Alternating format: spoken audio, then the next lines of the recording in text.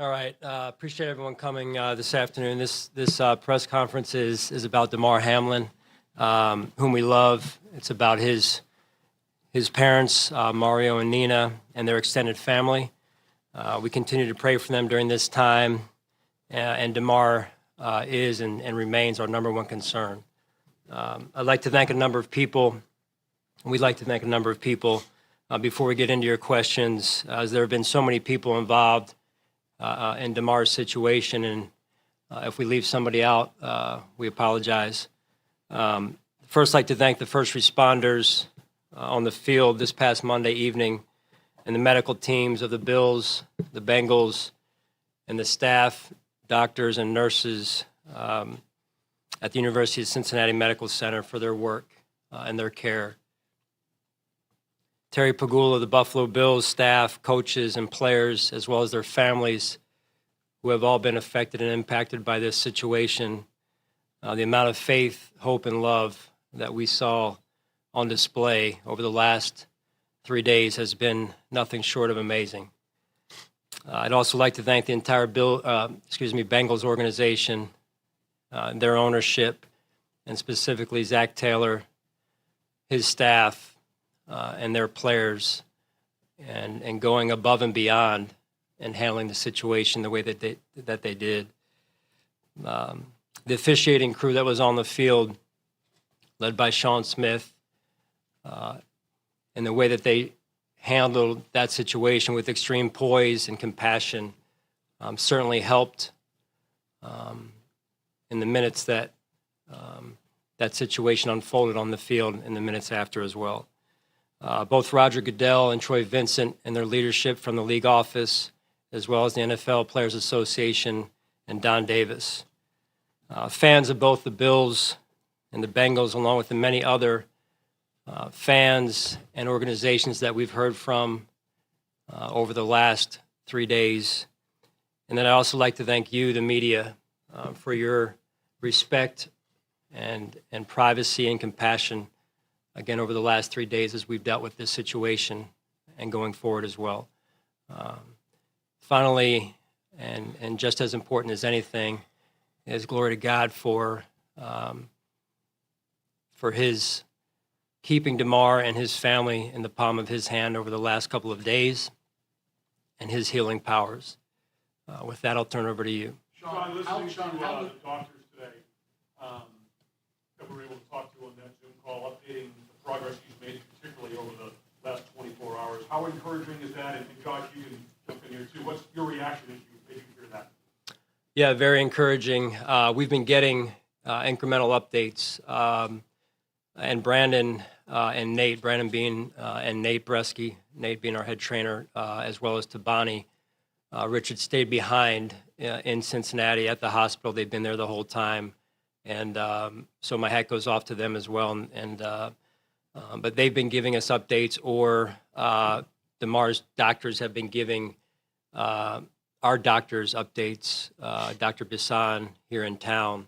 And then the updates have flowed basically through either Brandon and Nate or Dr. Bisson or directly from Damar's doctors. And the news has been very encouraging as we all are up to date at this point, and just extremely grateful. Josh, what can you say about the leadership of your head coach when this happened, when Damar collapsed and ultimately deciding this game should not be played? Yeah, the way he handled it was he was a perfect man in that situation to handle that type of situation.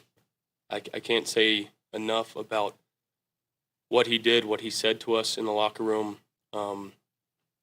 Obviously just a dire circumstance that nobody's expecting, nobody's ready for. There's nothing that you can train about doing. Like, you can never put yourself in that situation until it happens. And I want to thank I know Coach mentioned it earlier, but our training staff for going out there, not knowing what's going on, but going through a checklist, working as a single cell symbiote, like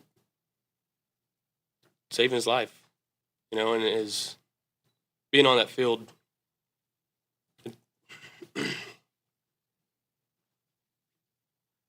You lose sleep. you hurt for your brother. A lot of shared grief, but to the question before, getting updates and positive updates eases so much of that pain and that tension that you feel. But Coach handled it as perfect as anybody could. Josh, can you take us through, you personally, but even your teammates as well, the level of fear that you were facing when you were, because it was clear you guys knew what was going on. Can you just share maybe some of the level of fear you guys had? Yeah. I don't typically like using emotion to answer questions, but yeah, like the scene just replays over and over in your head, and there's, again, it's hard to answer that question and actually describe how, I felt, how my teammates felt in that moment. It's something we'll never forget, but to know that Damar is doing okay, and I know there's still a lot of things and stuff that he has to process and continue to go through to get back to himself. We're just, again, we heard that news this morning, and there's nothing that could have been told to us to bring our day down. We're extremely happy for him and his family. We just want to love up on him. So the next chance we get, I don't know when it's going to be. If we get to see him anytime soon, man, it's going to be awesome. Sean, can you give your version of the conversation you had with Zach Taylor, where he said, he quoted you as saying, you got to be with your guy at the hospital. If you could just, pick it up from. Yeah. I caught a little bit of that, and just very appreciative of Zach. And I'll start there. I mean, Zach, the NFL is such a competitive league, and games are so competitive. You spend all week, right, preparing to beat each other. And as fast, and Josh can attest to this, as that was unfolding in those situations, it's, as Josh alluded to, you prepare for things to go wrong in the game as you visualize the game unfolding, just so you're ready, but they're not of that nature, right? They're on the field, they're schematic challenges and whatnot. And so as competitive as this league is, Zach quickly recognized the situation, and when you can engage with the opposing coach, and he and you and Zach and I were on the same page so quickly there, it was amazing that how compassionate Zach was and his players. I'm jumping ahead here, Vic, but their captains came down to our locker room and met with our team and captains, and just an amazing show of compassion, empathy, love, and it's just so amazing because minutes before that, we were going at each other, and so my hat goes off to Zach and the Bengals, as I've said before, but so it unfolded so quickly, and things have happened so quickly since that point in time, with balancing everything that we're balancing. I really haven't thought back clearly about the step, in the steps in order, but I do, when Zach said that, I do recall it. I'd forgotten that, but it brought it back to my mind that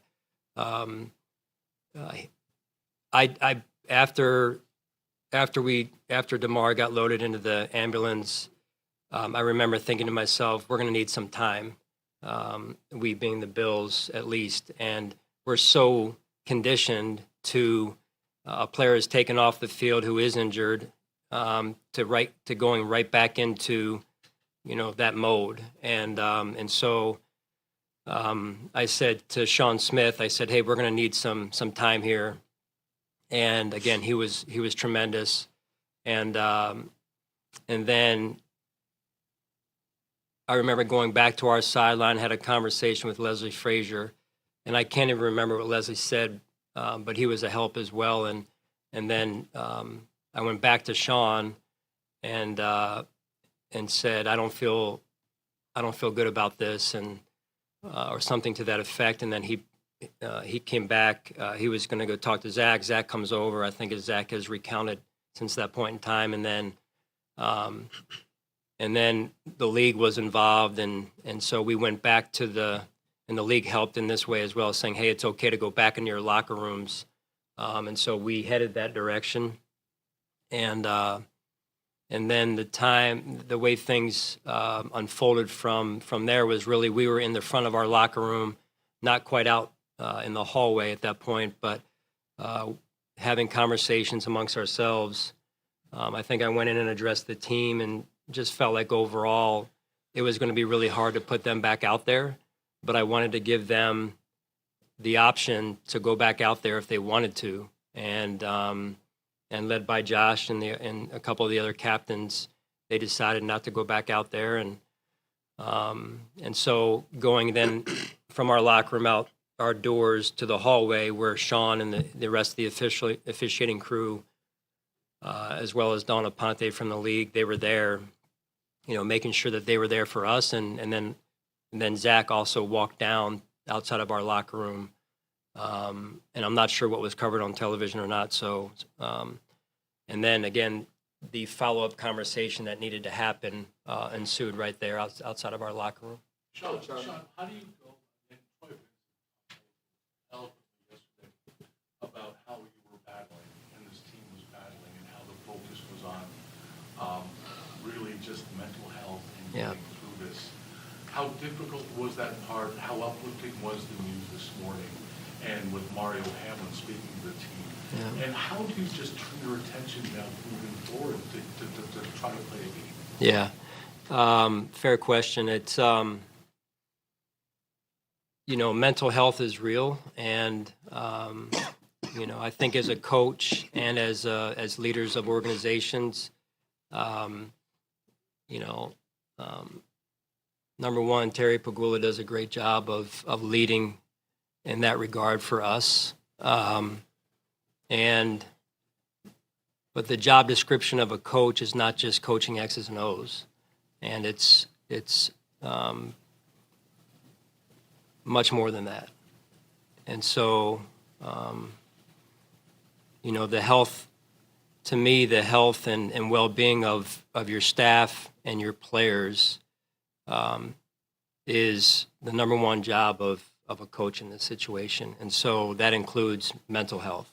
Sean and Josh, can you follow up on that? Was there, the media has spoken about you admiringly about your approach to mental health this week. Can you talk about whether there was any formal, I guess I'm thinking like the equivalent of brief counseling or anything formal for the team or resources that were made available to them this week? Yes. We provided, we have already in-house staff that is their main responsibility to not only the players but also the staff. And then in this case, we were able to add additional counselors when we arrived back here on a Tuesday morning.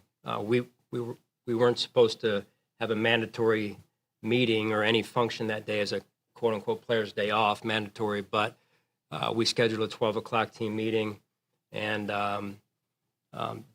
had additional counselors on hand to help in that regard, generally to the overall team, but then in breakout sessions from there, if need be. Coach, what do you see your team, or what would you need to hear that will make you comfortable with playing the game at 1 p.m. and Josh, after he's done, you can follow up, just the idea of moving forward and playing for Damar?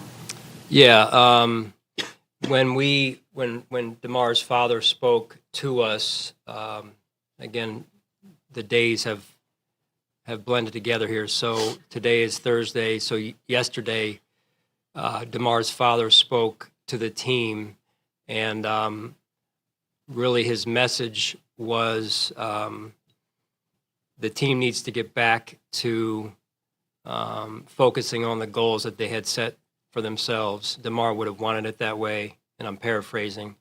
And so that includes our game against New England this week. And I think that has helped. And then again today, the news today, as Josh alluded to, was a huge help to getting us back to focused on the game this weekend. Yeah, and I'd say from a player's view, hearing Mario talk to us, the words of encouragement that he had for us, And I had the chance actually to talk to him Monday night, and the only thing he said was, "My son's going to be all right." Coach, no other coach has experienced what you was a part of on Monday night. How was it for you to keep your players level with their emotions while you dealt with your emotions at that moment? Yeah, I mean, what I did, and listen, this is not about me. This is about Damar and his family, and that's why I started the way I did. I really feel like I did what anybody else would have done. And so when you're in those situations, you just react. And when you prepare for a game, the game can slow down because you've prepared for the game and you visualized it ahead of time. In this case, I can tell you it was moving very slowly at the beginning, just as Damar was on the field. Time was just creeping by as we were trying to get a response to how he was doing. And then from that point on, it moved very, very quickly in terms of us trying to get to a decision and do the right thing. And I think that's really what it really comes down to, is just trying to do the right thing for everyone involved. Josh, what do you expect Sunday to be like for you and for this entire team? Little difficult to answer that question. I think for every person, it's going to be a little different. I think putting that helmet back on today was a really good thing for our team, and just to kind of go through that process. But I'd be lying to you if I didn't say, some people are going to be changed forever, after being on the field and witnessing that and feeling those emotions. But again, the best way that we can continue to move forward, obviously the updates that we keep getting on Damar really lift our spirits, leaning on each other, talking to each other. We've had some very open and honest and deep talks, some unbelievable, it sounds weird, but embraces as men, just hugging somebody and actually leaning into them. There's been a lot of that going around, and you need every bit of it. You really do. And again, I think the fact that we just keep hearing good news about Damar, it just keeps pushing us forward. You mentioned how Mario's words have helped you move forward. Obviously, the word of him being awake and seems like he's going to be okay obviously gets you much closer to calm. Why do you have to play Sunday? I'll say I'm not on the field playing, and I think there is a little bit of a different dimension when you're actually out there playing, in particular because of what Josh was referring to. I feel strongly that as his dad, as Mario mentioned to us, that this is what Damar would have wanted and wants, and we owe that.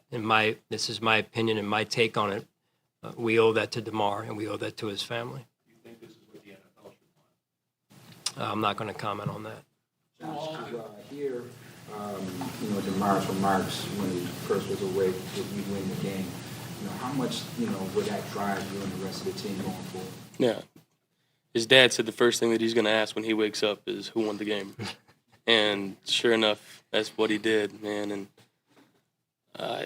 as teammates, you love hearing that response, that the first thing on his mind wasn't, poor me. It was, how are my teammates doing? Did we win this game? And that's powerful in itself, man. And I don't think people really understand the bond and the relationship and the brotherhood that you have as an NFL team, especially this one here.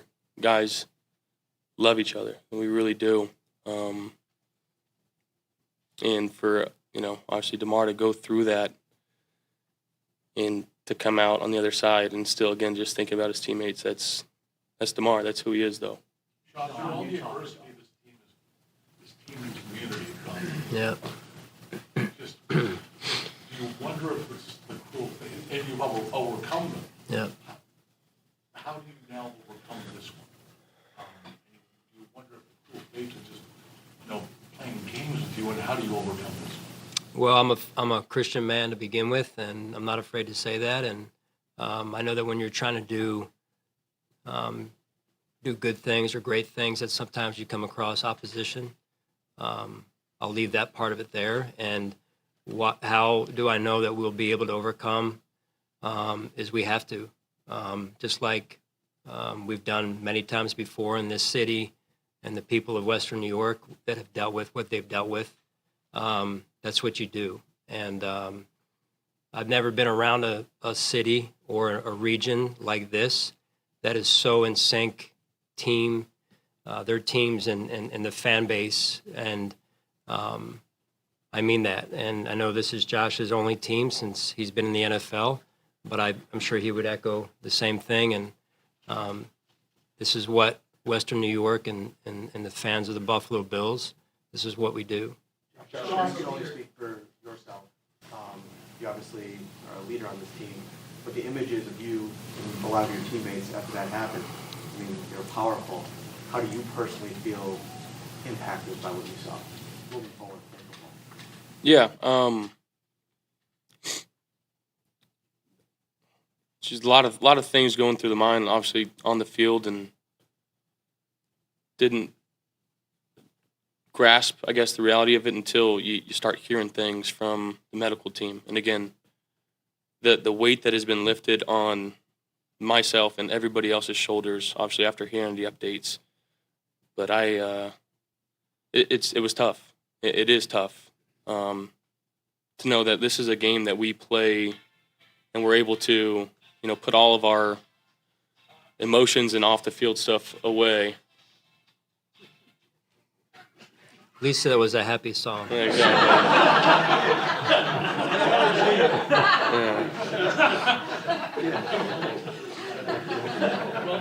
Sorry, guys. Yeah. Hey, Sean, while everyone's laughing at me, we've come to learn that Denny Killington was the person who delivered the CPR. Can you maybe share a thought about his performance, basically? Again, amazing. To give it context to some extent, Denny is one of our assistant trainers. Nate Bresky is our head trainer. And so just like anything else, that whole team, our medical team, they go through their exercise, mock exercises for things like this. But we are never around to see that when they do that. And as they say, practice pays off, and it did in this case.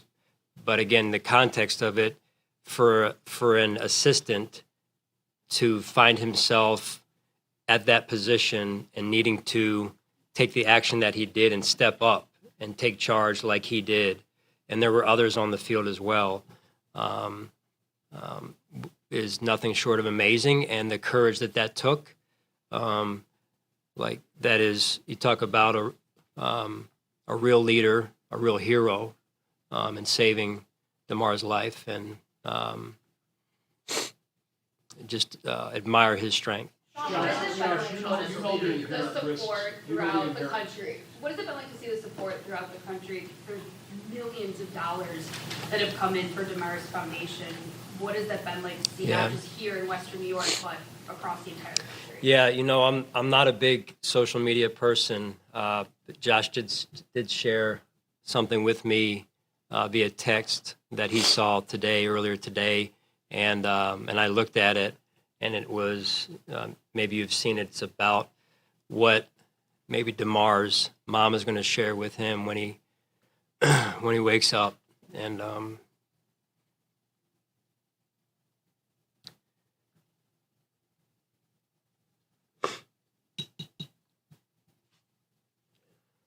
it's excuse me, it's amazing to know the impact that this has had on so many people, and for now Damar to be awake and his mom to be able to share that with him it's incredible. Josh, what do you think the moment is going to be like when you're first able to talk with Damar? I mean, obviously, just tell him how much we love him as a team. It's a kid that walks around the facility that you never see in a bad mood. He's always upbeat, just wants to go out there and play football. And we're looking forward to that. We're not really sure when we're going to be able to see him. but I know there's some talks about trying to, whether it's next week or the week after, whatever the case may be. We're chomping at the bit to get down there and see him. You have the whole team you have to think about, but you also have individuals, obviously. They're all going to process it a little bit differently along the way, and there's going to be steps. How do you navigate through that? Because you have a message to the team, but you have to account for each individual, and you also have people on your staff who can help you do that as well, I imagine. Yeah, I mean,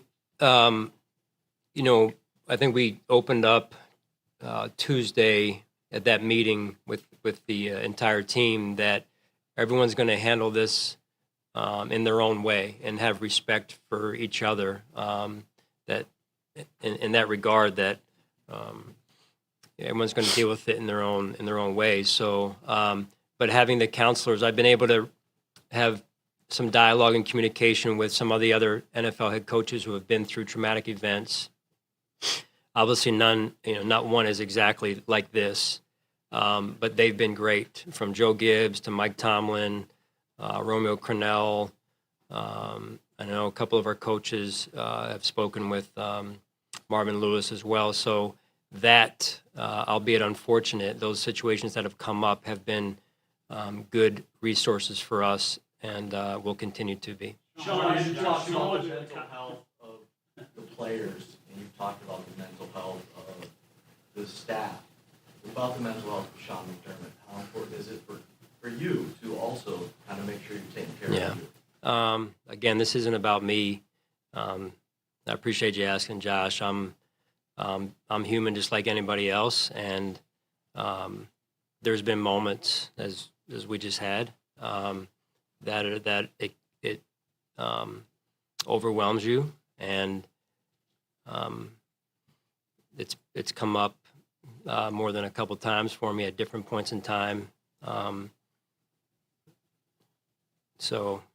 But like anybody else, I need to be able to have enough self-awareness to know when I need a break and when I need to seek out a counselor as well. So I think it's important to know that that's not a sign of weakness. If anything, that's a sign of strength, and people need to know that out there. Josh, follow to the question about the counseling that this team has gotten.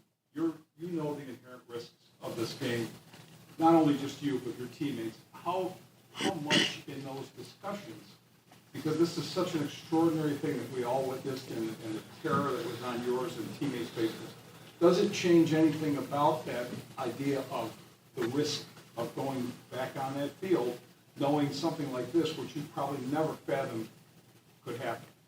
Yeah, and it's hard not to let it be, creep into your mind. We've been reassured this is the freakiest of freak accidents, and it took the worst possible timing for this to happen. But again, the mental aspect of it, going out on that field, if you have that thought, that's putting yourself at risk even more, putting your teammates at risk even more. And I know Coach is going to do a good job, and he's been doing a great job about making sure guys understand that and understand, mentally, like you have to be bought in too. But, as Coach alluded to, as humans, it's hard to not feel that way. And but just to know that, again, the track record of the league and obviously there's injuries, and that's part of the sport. And this is the worst possible case scenario you can ever think of. And again, we're just happy Damar's all right. A lot of people have wanted to know stories about Damar. What is he like as a teammate? And do you have any stories that you can share? And what is he like to coach? And do you have? Again, he's in the locker room. He is the happiest dude. We play basketball, a little knockout before walkthroughs on Saturdays. He's got a good shot on him. But again, I couldn't ever tell you a story of where he was upset and brought it into the building. You just never saw him down. He was always positive. Again, and I know he switched to number 3 and the power of 3. This is the 3rd day since Monday night happened. And again, I'm a big believer in the prayer. Keep praying for him. being surrounded by a fantastic medical team. Again, our training staff responding the way they did. I mean, it all had to be pretty perfect from what we were told for him to have a chance and to know that, you know, he's going to continue to get better. We had to still keep praying for him, and we just got to get him back here. Sean, in the big picture, what would have been a big news story with the NFL canceling that game, how much does it matter to you or this team at all at this point to you? I see Josh is shaking his head. I mean, it's Canceling- in the aftermath. Well, how much does it matter that the NFL canceled that game? Because it just seems like, it doesn't seem like much in the aftermath of what has happened. No, it pales in comparison to what unfolded, and we're talking about human life, and that's the most important thing. We talked in the locker room after we went into the locker room, and we brought that up and said, you know, the ramifications could be X, knowing who was playing that night and what's with the seating and all that. But it was overwhelmingly in favor of doing the right thing for Damar and for the players in the locker room on both sides, not just the Bills, but also the Bengals, and felt strongly about that and still do. Just been really transparent about your feelings, Josh, you as well. And I feel like reporting him, he talked to us, we've seen you smile a little, we've seen tears. Some questions have been difficult to reflect on, and just a few days away from an actual game. Yeah. Do you truly believe in your hearts that the Buffalo Bills are ready to play a football game right now? Well, I'll start. I do. Yeah, I do as well. I mean, the news we received today in particular was a huge lift. And again, I respect these guys are the ones on the field playing. I'm standing on the sideline, Dana. So it's different for me. There's an added dimension for them on the field. So I'll just yield to Josh, and you can explain. Yeah.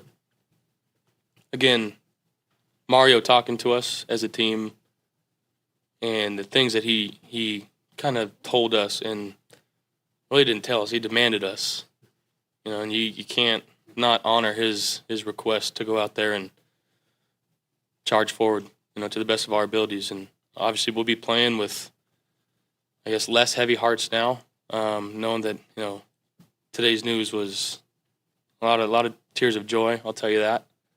But to know that that's what he wants, that's what his dad wants. I think guys are excited to get out there. Josh, you've been here for several years, experienced many live atmospheres with the fans. Just based on their support that they've shown via social media and otherwise, what do you expect the atmosphere to be like if you do indeed take the field on Sunday? Yeah, a lot of 3 jerseys, 3 signs. You know, it'll be. I'm sure it'll be a little surreal to be obviously at home last week of the season. We're obviously there's some stuff that we need to still talk about as a team and get through, but gonna have a good week of practice. And the last couple of days have obviously been tough, but they've been better, and we just got to keep moving forward. Coach, same question to you. Just what do you expect the environment to be like? Yeah, I mean,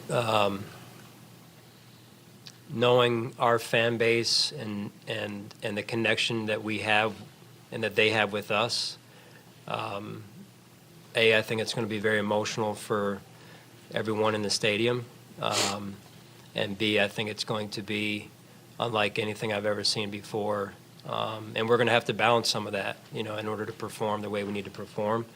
But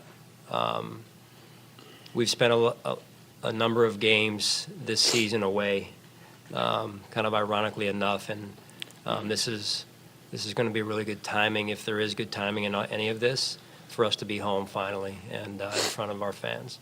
Josh, you've talked a lot about how close this team is, and we see it all the time. But what has this week been like in terms of guys being there for each other? Like, how have you seen your teammates, or maybe something you've done to be there for a guy? Like, what has that looked like between you and your teammates this week? Yeah, I mean, again, I think everybody handles, tough situations differently. Some guys need to be alone. Some guys need to be loved up on. Some guys just need to be around people, and some guys need to talk about it. And there's so many different ways that I saw that happening, whether it was in the locker room. I opened my home, and they had guys over. I just sent out, hey, anybody come over, we're going to pray. We're going to decompress a little bit. And that was good to get guys back. And for the first time in a few days, some guys actually smiled a little bit and knew obviously we were getting updates and trusting what we were being told by the doctors and Nate and Bean. But just a good chance for guys to be around each other, and again, just having some worship for Damar and his family. Josh, it's been emotional. It could have been tragic, right? If you personally or the team collectively thought about now how this will inspire you, and not just week 18, I mean, yeah, we've talked about it. Obviously, we want to go out there and play for 3, and it'll be a huge driving force and the emotion and the love of the game that we play with and for each other. Hopefully, we can get them back soon. Thank you, guys. Thank you. I do want to say one more thing, and I haven't reached out to T. I hope that he got some relief today, and I don't know. I saw some stuff on Twitter, and people should not be attacking him whatsoever. And I'm glad that Damar's family came out and said that, and hopefully he found some relief today, because again, that's a football play, and I hope that he doesn't hold that upon himself, because again, there's nothing else that he could have done in that situation. So I just wanted to say that too. We have big scores, games